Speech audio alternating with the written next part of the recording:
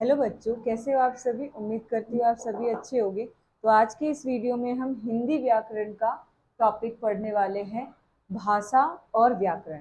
ये generally third class, fourth class, fifth class में आती है। तो मैं बेसिक से ही स्टार्ट कर रही हूँ जो आप इजीली समझ सकोगे। ठीक है, ये थर्ड क्लास, फोर्थ, फिफ्थ सभी के लिए है। तो सबसे पहले देखते हैं भाषा क्या होती है। भाषा, अगर हम इस वर्ड को समझे तो भाषा मतलब जो हम बात करने के लिए, लिखने के लिए, बोलने के लिए यूज करते हैं। ठीक है, लेकिन अगर हम इसे व्याकरण के तौर पे देखें तो क्या है ये। तो भाषा वो साधन होती है, वो माध्यम होती है जिसके द्वारा हम अपने विचारों को और अपने बातों को दूसरे तक पहुंचाते हैं, और दूसरे जब उसे बोलते हैं या वो अपनी बात को पहुंचाना चाहते हैं तो हम उसे समझते हैं। यानी कि जब हम एक दूसरे से बात करते तो उसके लिए हमें एक भाषा की जरूरत पड़ती है, एक माध्यम की जरूरत पड़ती है। जैसे मैं अभी आपके सामने बोल रही हूँ तो मैं एक भाषा का प्रयोग कर रही हूँ। ठीक है, तो तभी तो आप मेरी बात समझ पा रहे हो। यही मैं यहाँ पे जो भाषा का प्रयोग कर रही हूँ वो हिंदी है। अगर कोई ये भाषा इंग्लिश की यूज करती है, कर किया जाता है तो वो इंग्लिश, अंग्रेजी भाषा होगी आपकी। बट यहाँ डिपेंड ये करता है कि जो भाषा आप बोल रहे हो वो सामने वाले को भी समझ में आना चाहिए। ठीक है, लाइक मैं हिंदी बोल रही हूँ और आप हिंदी नहीं समझ पा रहे हो, तो ये भाषा मतलब मैं अपनी बात को आप तक पहुंचा नहीं पा रही हूँ क्योंकि आप मेरी बात को समझ नहीं पा रहे हो। ठीक है, ये भाषा है पर आपके लिए यूजफुल नहीं है। तो भाषा वो होगी आपकी जिसमें मैं अपनी बातों को, विचारों को आपके सामने रख सकूंगी, पहुंचा सकूंगी और आप उसको समझ सकोगे। ठीक है, जनरली भाषा के रूप तीन होते हैं, तीन आपकी रूप होंगी। फर्स्ट है मौखिक भाषा, लिखित भाषा और सांकेतिक भाषा। जब दुनिया स्टार्ट हुई थी, लाइक जब धरती पे लोग आए थे तो उन्होंने लिखना स्टार्ट नहीं किया था। पहले पहले उन्होंने बोलना स्टार्ट किया था। उससे भी पहले उन्होंने संकेतों में बात करना स्टार्ट किया था, यानी कि वो इशारों में बात करते थे क्योंकि उनके पास भाषा थी ही नहीं। ना वो बोल पाते थे ना वो लिख पाते थे। तो सबसे पहली भाषा आती है सांकेतिक भाषा। लेकिन अगर हम इसे व्याकरण के तौर पे देखेंगे तो सबसे पहली भाषा हमारी होगी मौखिक। ये हमारी पहली भाषा है। क्या है? पहली भाषा है जिसमें हम क्या करते हैं, जिसमें हम बोलने का काम करते हैं। मौखिक भाषा में बोलना होता है और सुनने का काम होता है। हम अभी देखेंगे भाषा के कौशल होते हैं, चार कौशल होते हैं। कौशल का मतलब आप भाषा को किस तरीके से यूज करते हो। तो पहली है मौखिक भाषा के अंदर, पहली भाषा है। और दूसरी चीज, मौखिक भाषा को आप किस तरीके से अपनी डेली लाइफ में यूज करते हो। तो बोलने के लिए यूज करते हो और सुनने के लिए यूज करते हो। लाइक जो कोई बोल रहा है तो आप उसको सुनने का काम कर रहे हो, तो वो मौखिक भाषा है। ठीक है, इसको अगर हम डेफिनेशन लिखना चाहेंगे तो कैसे लिखेंगे। तो भाषा का वह रूप जिसके द्वारा हम भाषा को बोलकर अपने विचारों को, अपने भावों को प्रकट करते हैं, बोलकर किसी के सामने प्रकट करते हैं, तो वो मौखिक भाषा होती है। ठीक है, अब आते हैं दूसरा, लिखित भाषा। लिखित वर्ड का मतलब ये लिखना, जिसमें हम लिख के बोलेंगे। तो ये भाषा का क्या है, दूसरा रूप है।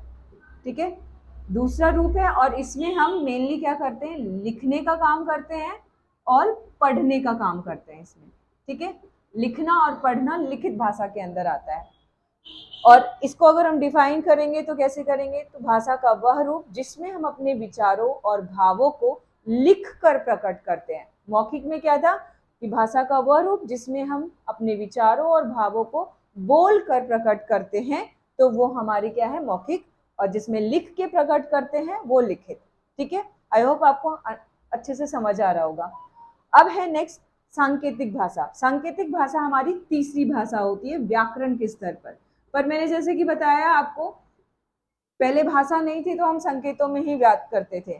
तो हम उसको हम उस तरीके से अलग लेकर हम व्याकरण के रूप में लेंगे तो ये तीसरी भाषा होगी हमारी, जिसमें हम क्या करेंगे, संकेतों में बात करते हैं। किसमें करते हैं, संकेत, लाइक इशारा हम इसमें यूज करते हैं। ठीक है, जैसे एग्जाम्पल अगर मैं दूं, जैसे रेड लाइट, जब हम ट्रैफिक, जब हम गाड़ी से जाते हैं तो रेड लाइट पे जो रेड सिग्नल होती है, ये ग्रीन सिग्नल होती है, ये येलो सिग्नल होती है, वो हमें क्या इंडिकेट कर रही है, वो हमें संकेत दे रही है कि अब आप रेड का मतलब रुकना, तो ये सांकेतिक भाषा है, ठीक है। और ग्रीन का मतलब क्या है कि अब चलना है, तो ये संकेतों में बात हो गई, यहाँ पर आपको समझ में आ गया।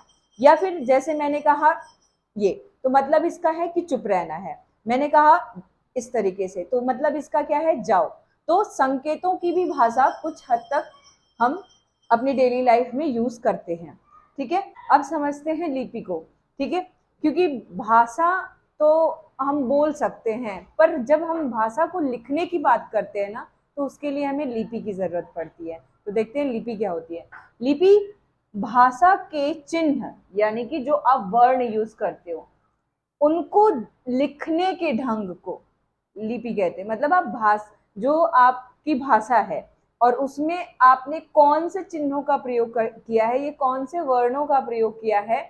लाइक हिंदी में हम अ आ ई लिखते हैं, तो ये हमारी लिपि है। हम इसे कैसे लिख रहे हैं, हमारा इनको लिखने का, इन चिन्हों को लिखने का कैसा ढंग है, वो लिपि है हमारी, ठीक है।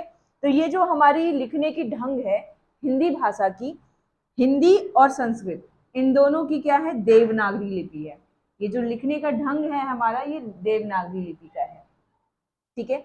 समझ में आया ना आपको कि मतलब भाषा जो है बोलने के तक तो ठीक है, बोलने तक हमें लिपि की जरूरत नहीं है, लेकिन जैसे हम लिखने की बात करते तो हमें उसके लिए लिपि की जरूरत पड़ती है। और लिपि में हमें फिर चिन्ह की जरूरत पड़ती है, हम चिन्हों को लिखते हैं। लाइक हम अ आ ई लिख रहे हैं, तो एक तरीके का वो चिन्ह है, वो वर्ण है, उसको हम कैसे लिखते हैं वो लिपि के अंडर आता है, ठीक है। और कुछ मैंने एग्जाम्पल्स दिए हैं, लाइक अंग्रेजी का रोमन है, ठीक है, जिसको हम इस तरीके से लिखते हैं। अंग्रेजी और हिंदी की लिपि मतलब लिखने के ढंग देख आप सकते हो बहुत ही डिफरेंट है, तो यही लिपि है। नेक्स्ट है उर्दू। उर्दू की फारसी है और फारसी ऐसे लिखी जा रही है, ठीक है, ऐसे लिखते हैं हम उर्दू को।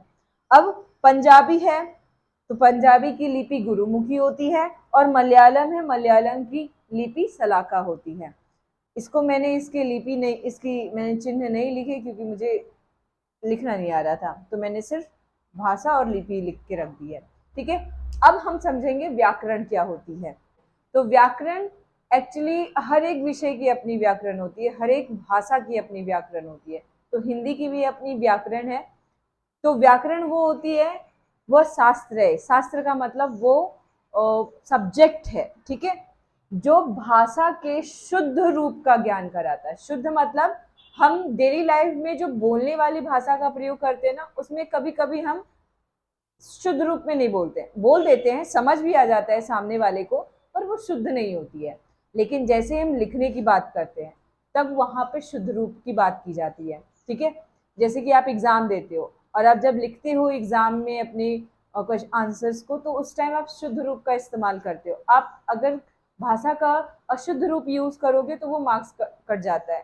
तो व्याकरण हमें ये समझाता है, ये बताता है कि हमें कैसे लिखना चाहिए एक भाषा को, ठीक है। जैसे मैंने कुछ एग्जांपल्स दिए, जैसे अपन तेरे को समझाता है, ठीक है।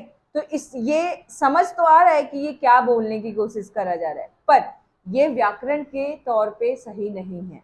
इसको हम अगर सही लिखेंगे, ये अशुद्ध वाक्य है।